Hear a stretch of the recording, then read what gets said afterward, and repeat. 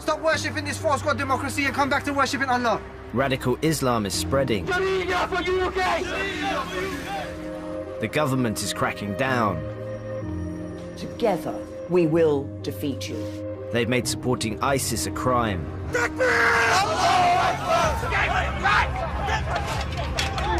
As Control Titans, I spent 2 years with one of the most extreme groups in Britain. He said, is it okay to behead someone? This is a front to recruiting people for ISIS. Meeting the YouTube sensation. Obviously, if people watch my videos and get radicalized, then I'm not responsible for that. You're lying! The extreme provocateur. This black flag you see here, one day is gonna be on 10 Downing Street. And most shockingly, a hate preacher. British government, go to hell! Who would become one of the world's most wanted men. The new Jihadi John may well be this father of 4 from East London. You just say your name? Yeah, my name's Abu Rumesa.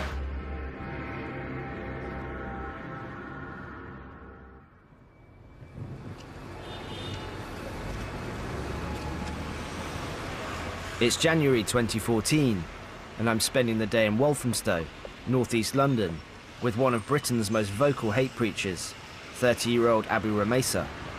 You grew up around here? I know I grew up in North London, actually. I grew up in Farmers Green.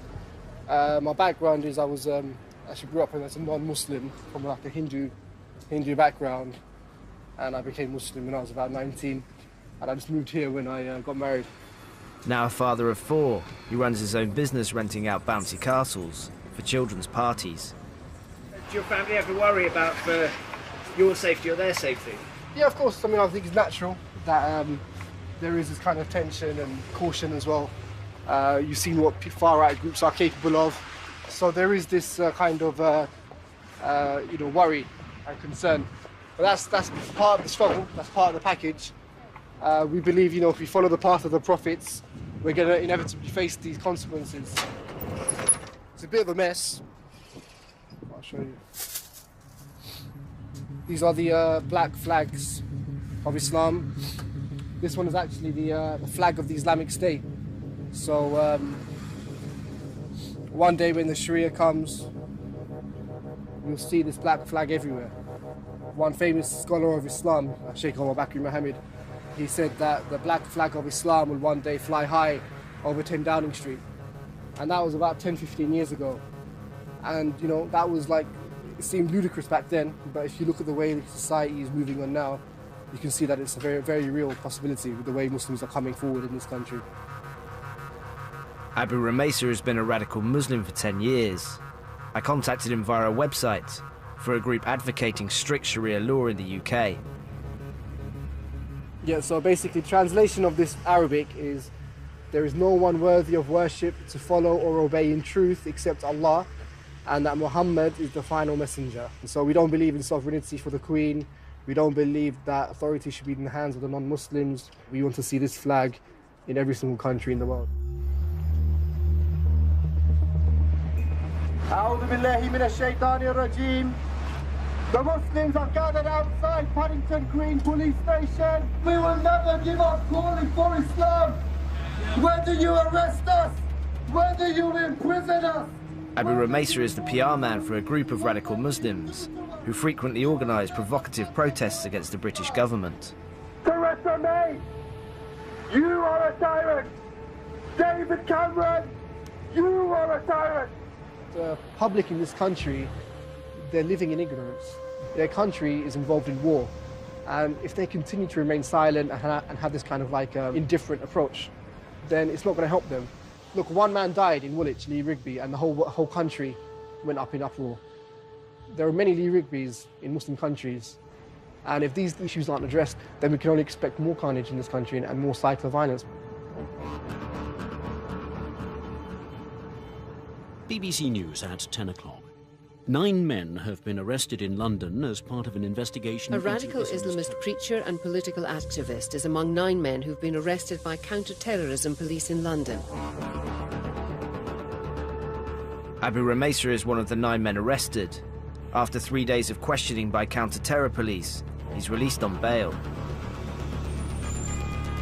2 days later, he disappears. Last seen at Victoria Coach Station with his heavily pregnant wife and 4 children. Months later, it's assumed that he's gone to Syria, and he's openly revered as a hero by his friends and colleagues, including one of the men who was arrested with him, extremist preacher Abu Halima. When was the last time you saw him? The day when we got arrested in September. I saw him at the police station. After that, I never saw him again. The whole time he was in the cell, he was just reciting Quran, you know, just loud reciting Quran. So when I saw him, it brought a bit of tranquility to my heart. His legacy still lives on till now, you know. His material is still the best material you can get. You know, we can't compare to it. The guy was like a machine. He was just turbocharged, always on the go. Have you repented to Allah subhanahu wa ta'ala for all your sins that you've committed, for all the shirk and the zandaka that you've committed? With Abu Rumaysa gone, I've tracked down the rest of the radical group, outside Boots, on a North London high street. Find out how Islam will liberate you from the shackles of freedom and democracy. They're carrying out dawah, which means to recruit non-Muslims to Islam. And to shoot the leaflet and about Islam. Abu Rumaysa's role as senior spokesman has been taken over by Mohammed Shamsuddin, a divorcee with 5 children, and he's quick to justify their radical message. The British government doesn't want to look at its own foreign policy. All it wants to do is look at Muslims, condemn Muslims, target Muslims. You're just stigmatizing a whole community. What's going to happen? You're going to face a backlash in this country. Do you think a backlash is coming? Of course it is, of course it is. If you're going to suppress people for so long, you're going to suppress and suppress. I mean, it's like a tinderbox. It's going to explode. So repent back to Allah subhanahu wa ta'ala. Come forward. The atmosphere changes when members of the group move to confront a passing Kurdish procession. Kurds are also Muslims. In the Middle East, the Kurdish army is currently fighting ISIS. All disbelievers, all kuffar. Allahu Akbar! Allahu Akbar!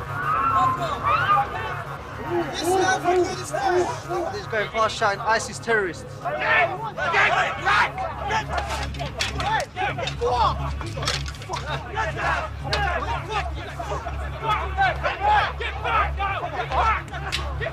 you think we're scared of death? Do you really think we're scared of death?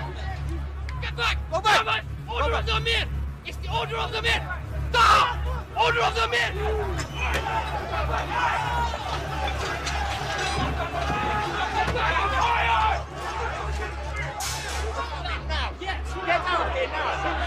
Let's go. Outnumbered, they retreat to the safety of Wood Green Shopping Centre and disperse.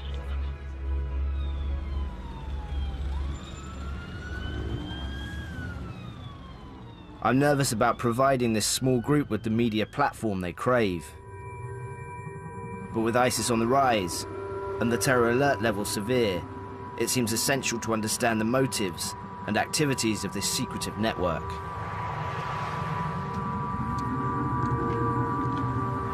Why do you like this location so much? It shows the other side of UK, you know, the working class neighbourhoods, the sort of, you know, like the dirt, and just how it looks, you know, just looks like ghetto sort of. 4 days later, I'm meeting an old friend of Abu Rumaysa, fellow preacher Abu Halima, who I'm surprised to learn sometimes works as a London bus driver. But today, I'm thinking, you know, over there where they got that nice light, I'm thinking we filmed there. There's a lot of noise from the traffic, but there's a nice bit of light. What do you think? Yeah, nice bit of light. Let's see how it looks on the camera. He's becoming a social media sensation, regularly making videos for YouTube and Twitter to recruit young Muslims to radical Islam. They're doing this carrot and stick approach. The carrot is where they say to you, okay, yeah, if you embrace democracy, we'll fund your masjid, we'll give you knighthood, we'll look after you. But if you reject our systems, we will oppress you, we will arrest you, we'll hassle your whole family, we'll take away your money, we'll try and take away your houses, we'll try and take your children from you. Stop worshipping this false god democracy and come back to worshipping Allah. Khalas. Good. What do you think? Yeah? One take. You know, obviously when I started at first, it was, you know, I was speaking too loosely and I was kept saying things like in it. I've been trying to remove that, innit? It's not a good look. It's a criminal offence to support a terrorist organisation like ISIS. But it's clear to me that Abu Halima is sympathetic. However, when challenged, he refuses to admit this. For the record, I don't support the Islamic State. Just for the record, I'm not looking to get nicked. Abu Halima wants to live under Islamic law, but his passport has been cancelled by the Home Secretary. You know, Theresa May can solve this problem of extremism very quick. Give all of us back our passports, let us leave, and there won't be a single extremist left in this country. Would you take your family with you? If I could, yes.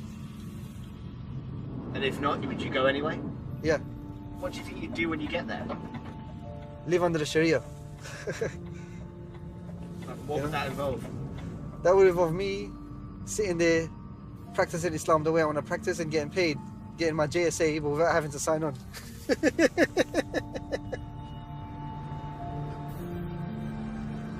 Whilst he's stuck in the UK, Abu Halima is trying to convert Britain to strict Islamic law, where full covering of women, outlawing alcohol, gambling, and homosexuality would be enforced by extreme punishments. All the punishments, they're legislated by Allah. The act that the homosexuals do, that act is something that Allah curses. Allah curses the act. So that is forbidden. That is forbidden. Anyone that gets caught doing that act, they will be punished. And what's the punishment? Well, one of them is obviously chucking them off high buildings, and that's the one that the Islamic State seems to be implementing. Where would the punishments happen? Would it be out in the square? Of course, because this is a deterrent. People will see and they'll know, okay, we're going to get named and shamed like this as well. We're going to get publicly humiliated like this as well. Everyone's going to know what we've done. So it works. It works. Whereabouts in Ealing do you think that would happen? In Ealing? Well, it could happen in Haven Green. They could make a little spot in the middle over there or something, you know what I mean? Ealing Common, it could happen in. Do you think a lot of people would come and watch it? Of course. Is it not quite gruesome? No, people like that kind of stuff, innit? So this area here, you think this could be good for public punishments? Of course. So for instance, if someone's committed adultery and it's been witnessed, then he'll be punished according to his crime. And what would happen if he committed adultery? What would be the punishment? Okay, if he's committed adultery, then obviously he'll be stoned to death. And do you not find that barbaric? This is perfect. So we're not going to condemn it. We're not going to say it's barbaric. We're not going to say it's not good. Do you think Ealing will ever be under the rule of the Islamic State? Of course. The whole world will be under the Sharia soon.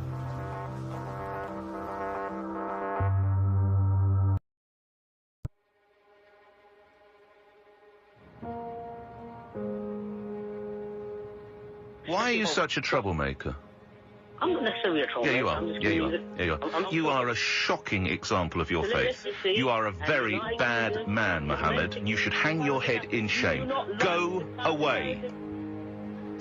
7:29. Mohammed Shamsuddin is the senior spokesman for a group of radical Muslims. He suffered with chronic fatigue syndrome since he was 18 and lives on benefits. He's been hard to pin down for filming. He finally agrees, but is even more careful when I start asking him about ISIS. You could get 10 years just for saying something which is reckless or careless. That's what I'm saying to you. Even though you didn't possibly mean it like that. You know what I mean? You could have possibly meant it innocently. But because that innocent word could land you in prison 10 years.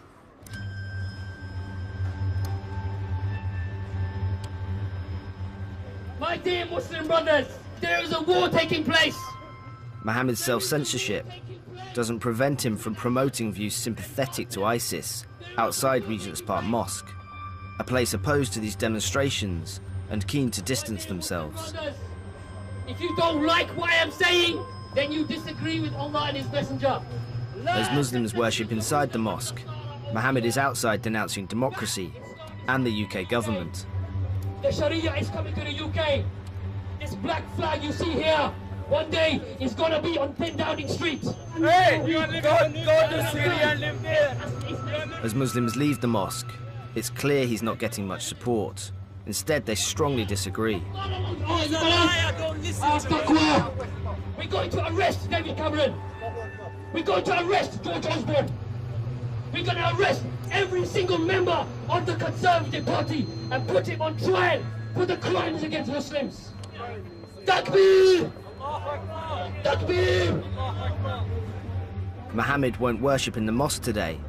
Instead, he leads his group for a prayer session in Regent's Park. Anyone got a compass? Guys, determine the Qibla, please. Come on. Somebody determine the Qibla. Anyone got a smartphone? Oh, sort out the Qibla, bro. He's just gonna now find out the direction for prayer. This way, lads. Come here a bit, come here. The group display the black flag of Islam. a symbol associated with Islamic armies for the past 1200 years, but one that's regularly adopted by extremists, including ISIS. I can't help but think that he's being actively provocative. Allahu Akbar. Allahu Akbar. The real life is the life of the Akhirah, not this life. This is not the real life, my dear brothers. This is a passing time for us. So this is a type of jihad for you, that you came out to do da'wah, in joining good and forbidding evil. And don't be deterred.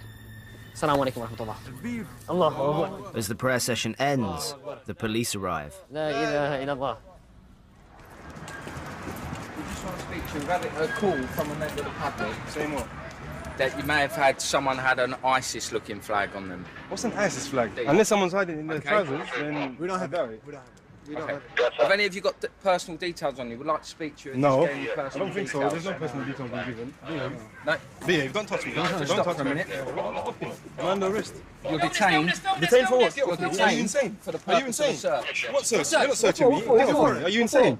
Search. Search for what? Search for what? Why are you touching him for? What offence is it? You're detained for the purpose of a search. Why? We've received information. Why? That I'm talking to you. Listen. Why? Don't talk over me. Listen. Who gave you the information?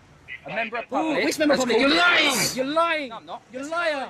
You're all detained. Yes. For the purposes of a search. Okay. Under Section For a 44 of flag. the Terrorism Where's Act. the... You're lying now! Which section of the Terrorism Act? Section 44. Which section? Which is what? Glorification? Instigation? Preparation?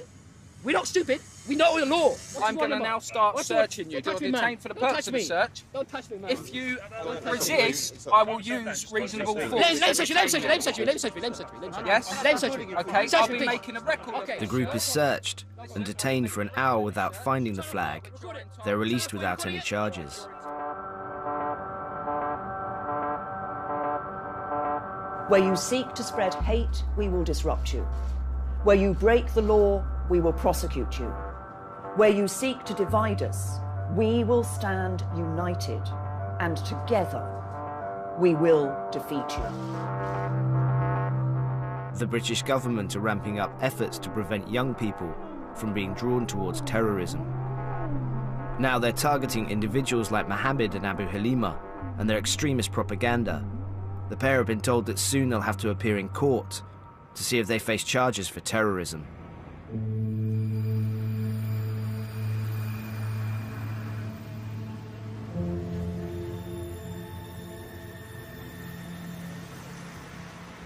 Abu Halima has been arrested again and questioned over encouraging terrorism and a threat against a Birmingham-based imam in one of his videos.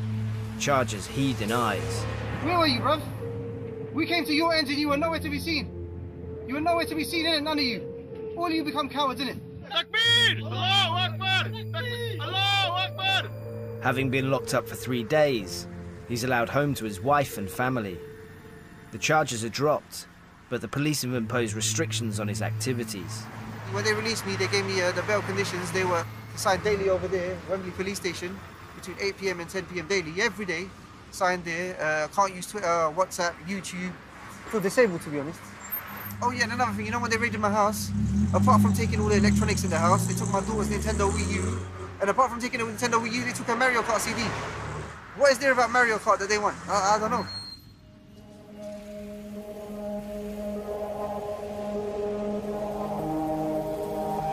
As Abu Halima is banned from posting videos online, he's been forced back on the streets. Learn about Islam, sir, have a read.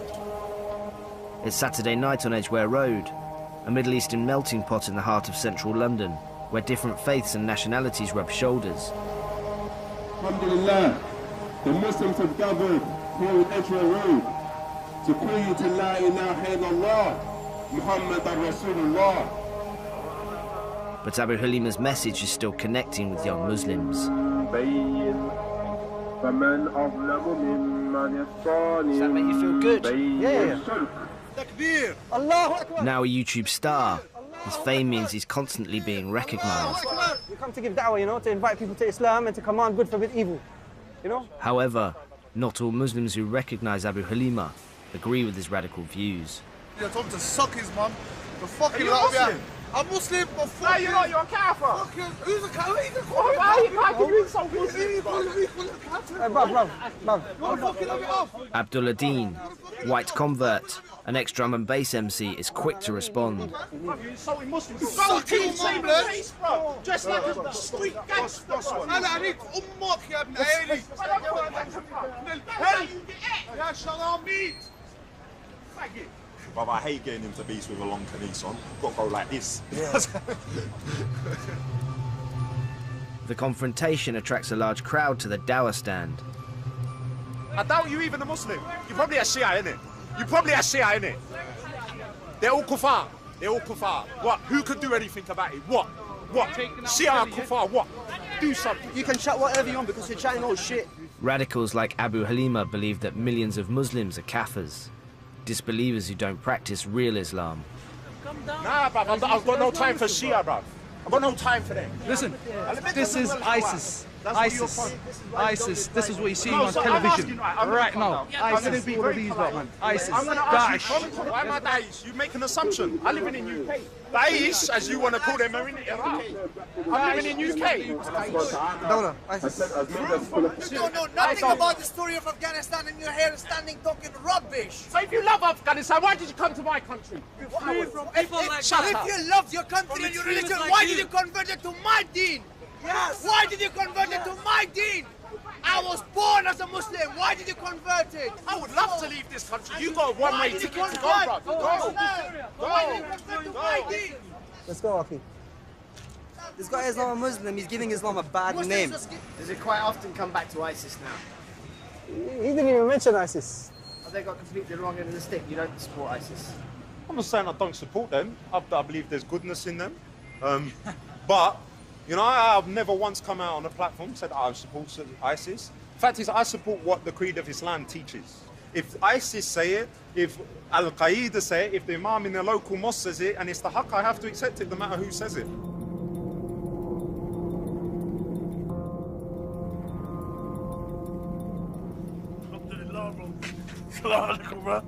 You okay? What's happening, bro? It's been over a year since I'd seen Abu Rumeysa, and he'd skipped bail. New photos have appeared on Twitter of him with his children, living in the Islamic State. I want to show them to Mohammed and his friend Zach to see what they think of where their friend is now. Allahu Akbar. Allahu Akbar. Subhanallah, Allahu Akbar. Allahu Akbar. I feel like crying, brother. It was just yesterday I was on the down store with his brother, you know? It was just yesterday, brother, I was eating with this brother, man. Allahu Akbar. How does it make you feel to see that picture? Envious. Envious and... Envious of what? Envious of... He's at the best place you can be. In a land where they implement the law of Allah subhanahu wa ta'ala. What better place is there? Does it shock you that his son's got a gun there? No, not at all. Probably a toilet. What's the big deal? It looks like a real one to me. How are we gonna determine that? What about the AK-47 that he's got over his shoulder? That's pretty real. Yeah. It's beautiful. It's beautiful. That's pretty real. He's a soldier of Allah subhanahu wa ta'ala. How does it feel to know someone that's now an enemy of the state? It's an honor to feel that he's my Muslim brother. Because at the end of the day, he knows, and I know very well, that life and death is in the hands of Allah. When he's about to die, no one can bring it forward and no one can delay it. When Allah has decreed for him to die, which was written for him the day he was born, or even maybe before, it's already written for him when he's going to die. He's not going to die a minute sooner or a minute later. And this brother now, we're not even the sand underneath his feet, as the hadith says. The mujahideen, they are the friends of Allah subhanahu wa ta'ala. They are the most beloved to Allah. And the believer, the average believer, the insan, are not even the sand, the grain of sand underneath their feet. The one who fights for Allah. That's the status of him now. So that's what I meant by I'm envious. How many people do you know that have gone? I know a fair amount, yeah. I know a fair amount.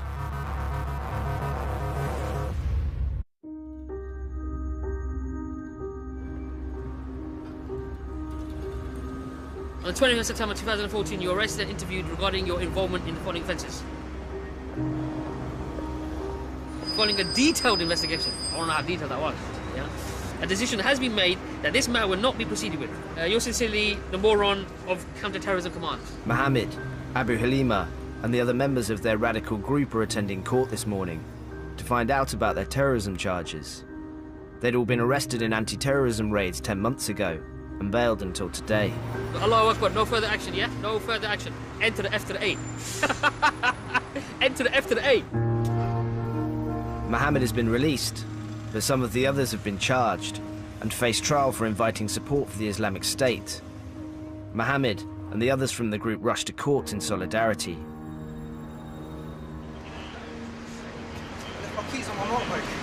Abu Halima was also due to face terror charges today.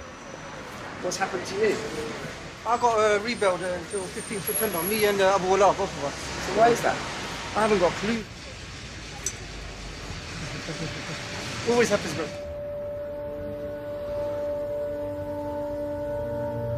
The national press eagerly await a statement from the group.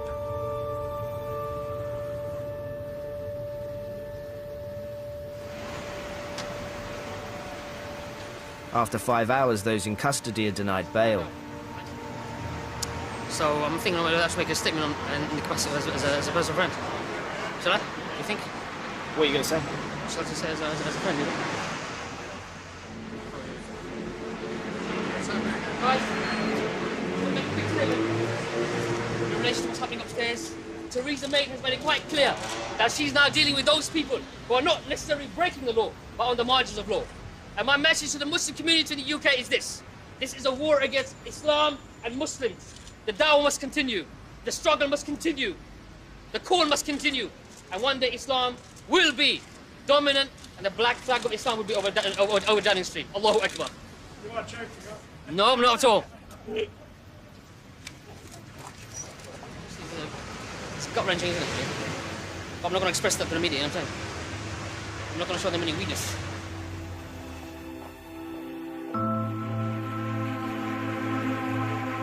For the past 20 years, Mohammed has been a vocal member of a radical Islamist group. He joined at university after meeting hate preacher Omar Bakri, also known as the Tottenham Ayatollah. By the second year of university, he dropped out. Couldn't continue my academic career, as you want to call it that, because of the religious beliefs I adopted at the time. Who made you make that decision? I made the decision for myself. How did your family react? Obviously, they weren't too happy, you know what I mean, at the end of the day. But, I mean, at the end of the day, they had to accept my decision. In his 20s, he became an active member of the group and a close student of Omar Bakri, the radical hate preacher who fled the UK in 2005 and is currently in a Lebanese jail for supporting terrorism. I would consider him as, not just a spiritual mentor, somebody as a close, close figure in my life. He's the person that had the most effect in my life. No doubt about it. In terms of moulding my views More than about your father? things. Oh yeah, definitely, without a doubt.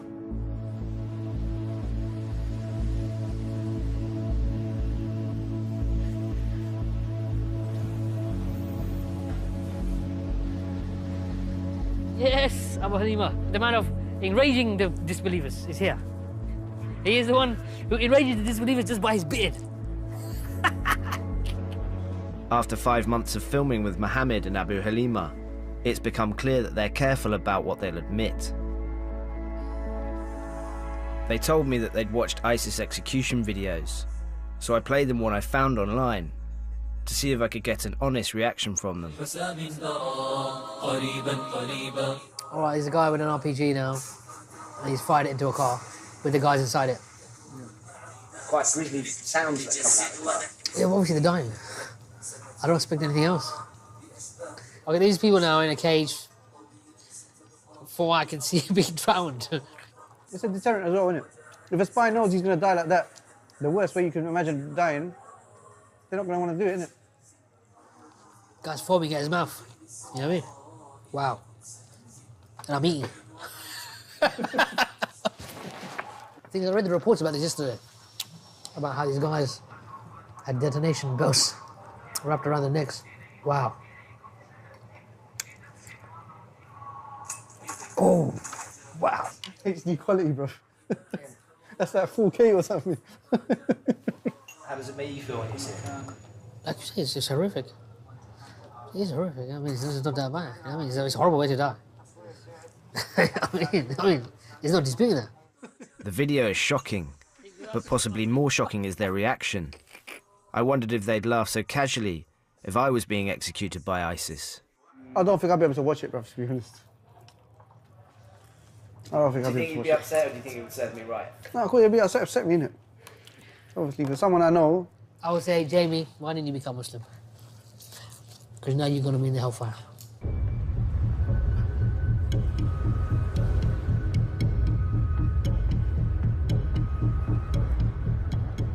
Purify your intentions, inshallah. How did you go back with Muhammad?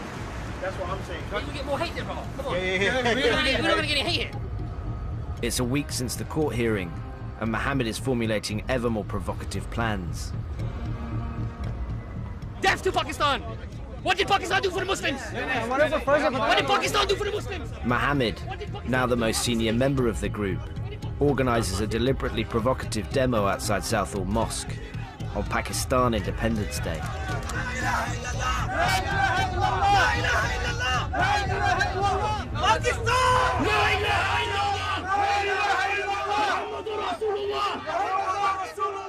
Offended, the locals vocally oppose Mohammed's group.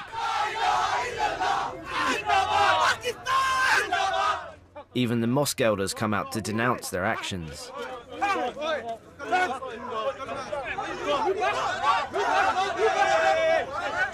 80% of you guys here taking benefits from this country.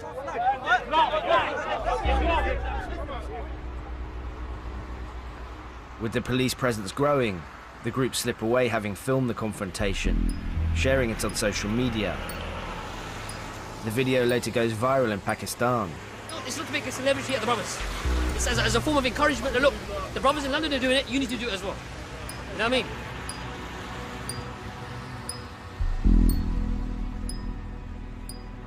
The British government are becoming increasingly concerned about young Muslims being radicalised online. In 2015 alone, they stated that they'd foiled 7 terror plots, many of which were planned using social media. Britain's youngest convicted terrorist is beginning a life sentence tonight after masterminding a plot to behead police officers at Australia's Anzac Day parade.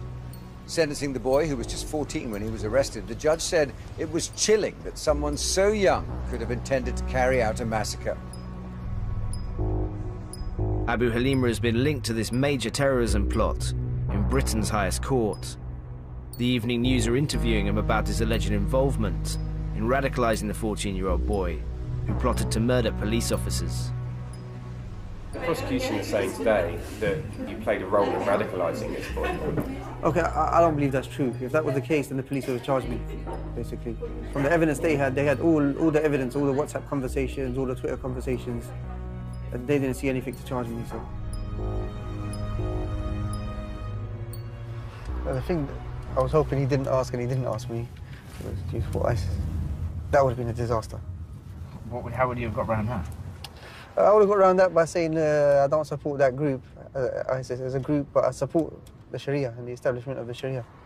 How many messages did the boy send you? I speak to him regularly. I speak to him like once a day at least. Did he ever mention violence and is that okay to behead people? I'm going to do this, I'm going to do that. He did ask that once, yeah. What did he say?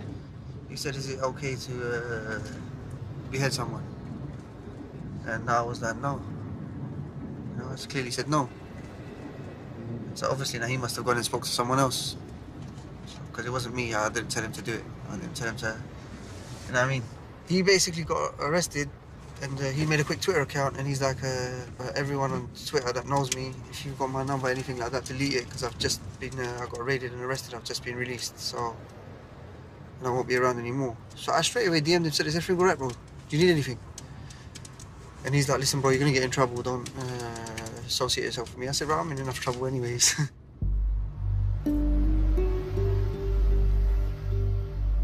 It's easy to forget that Abu Halima hasn't always been a hate preacher.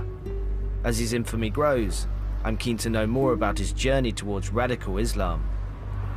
The place where I grew up originally was North West London, South Kilburn. And obviously growing up, it was a bit racist as well. Really? Yeah, so I saw a fair bit of racism as well. Like what kind of stuff?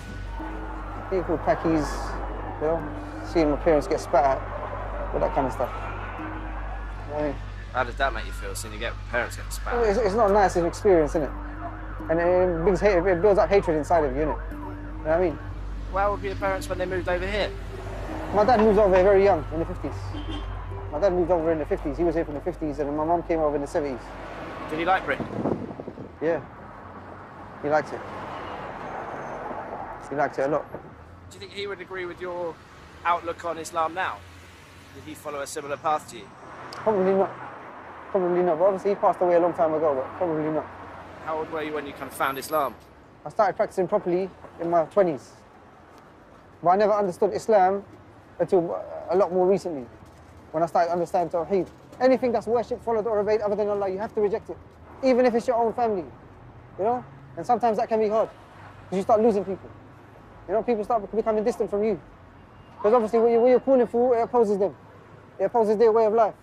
But in order for you to be a Muslim, you have to do this. If your dad didn't agree with your views, do you think he's not allowed into paradise then? Of course. Well, so he's gone to the hellfire? Of course. Obviously, I wish good for my dad, but, you know.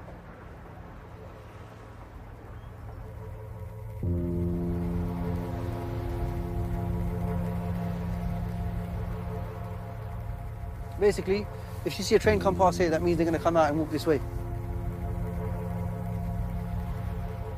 It's a nice shot, you know. Is that a nice shot?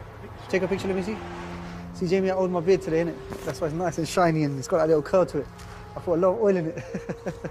I usually use olive oil, but I got this olive oil cream. It's like a cream, like a moisturising cream for the hair, innit? It's nice, man. It's very nice. It's got a nice smell to it as well. It smells like vanilla ice cream.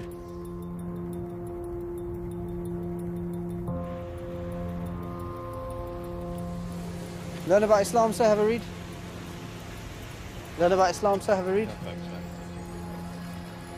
Learn about Islam. Tonight, Abu Halima's preaching his radical message on Oxford Street. It seems he's treated as a celebrity, even by those who don't necessarily agree with him. How do you know Abu Halima? I've seen him on Facebook, I've seen one of his videos. What do you think of the video? I don't remember what exactly said. It was kind of funny though. How often are you getting recognised now? All the time, man. All the time, everywhere I go. While shoppers pass unaware of the radical group, yet again it's a Muslim who speaks out to oppose them. This is a front to recruiting people for ISIS, who are terrorists, who are killing people in their hundreds and thousands in Syria and Iraq. You've been following me around for months. Have you seen me recruiting for ISIS? Brainwashed! They're brainwashed! The draw of Abu Halima's message has attracted another young man, Abu Mutassim from Birmingham, who's recently been raided by the police. Well, they took my passport off me for travelling. They believe I was going somewhere else other than where I was going. So they took my passport off. I'm not allowed to apply for another passport ever. Or I'm not allowed to travel outside of UK ever. Ever. How does it make you feel? It makes me feel very good. Really? Why? Because it makes me feel important. The thing is, at the end of the day, if they keep pressuring people like this, and you keep taking away people's passports, some people will end up lashing out. It's natural, isn't it? It's natural. People are going to get frustrated. They're going to end up doing things they don't want to do. Well, how do you think that might look? It could happen any day. You know, someone could just lose it any day now. And just, you know what I mean? A few weeks later, Abu Halima's words proved chillingly prophetic. Some breaking news. Reports are coming in of an attack, or quite possibly several attacks, in Paris.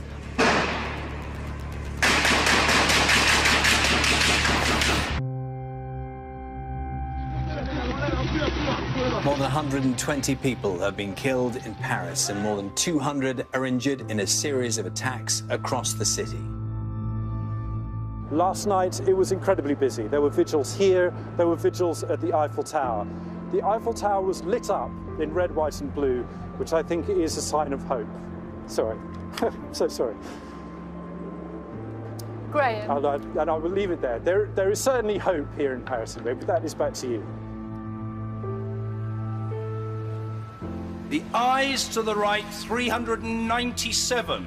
The nose to the left, 223. So the eyes have it. The eyes have it.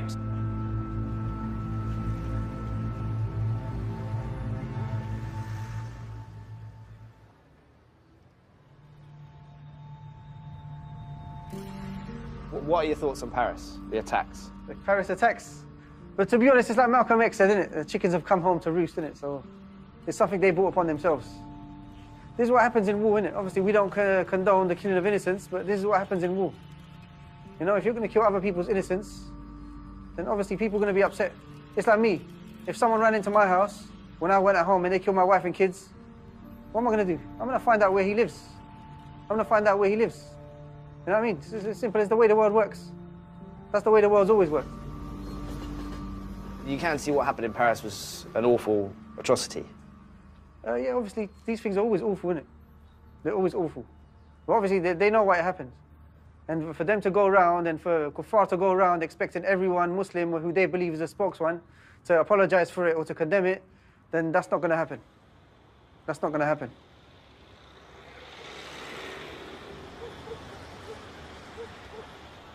What I'm saying in my videos, this is the basic message of Islam. And the aim of these videos is to radicalize people. It's to brainwash people, it's to clean their brain of the filth of the kufr. And obviously if ISIS is calling to the same thing, then that's just a coincidence. Is it just a coincidence? Yeah.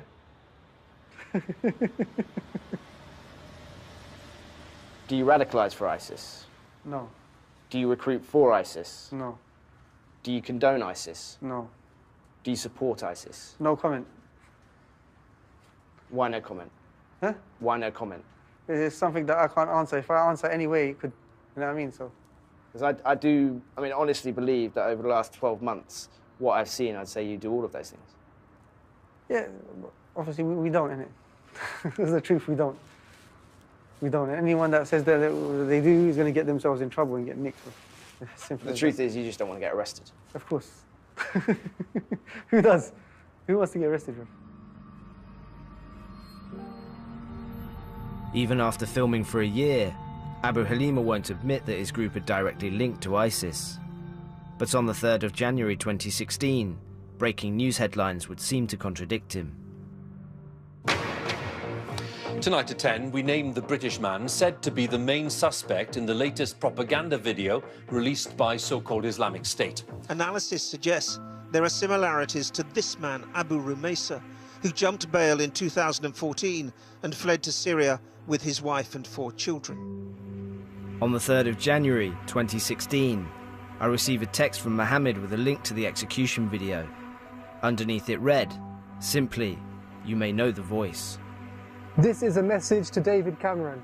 It seems that you, just like your predecessors Blair and Brown, are just as arrogant and foolish. When you texted me the link, I instantly recognised it as being Abu Rumaysa. So from my perspective, 95%, because you could always be wrong. But you've known him for 16 years. I've known him for a long time. And what I'm willing to say on camera, yeah? Is there a likeness? Definitely you can say there's a resemblance. Is it him?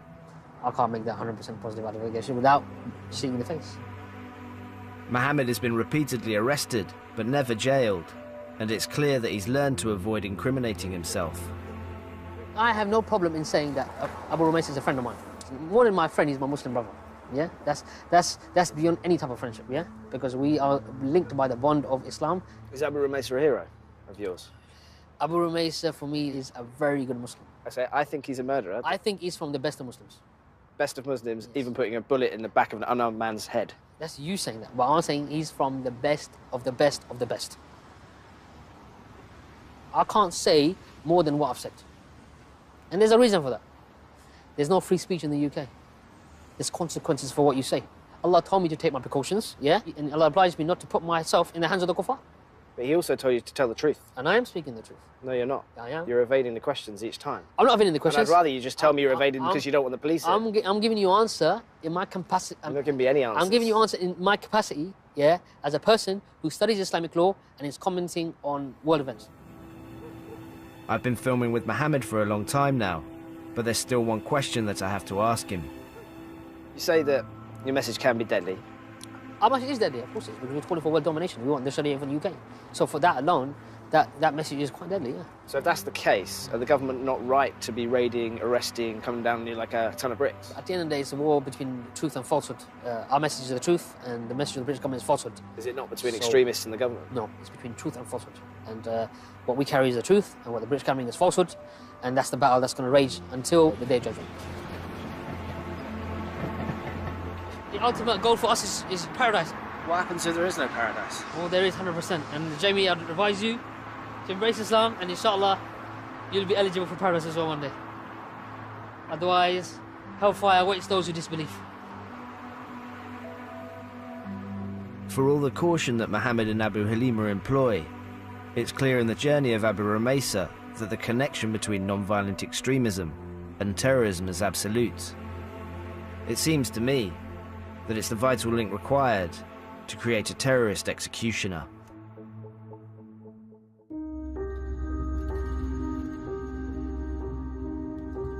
Support information can be found online at channel4.com/support organisations. Later, they call him the Pusher. Is a serial killer really at large on the canals of Manchester, or are they unfortunate accidents? Re-examining the evidence at 11. But next up, child inmates and their serious crimes, high security for kid criminals.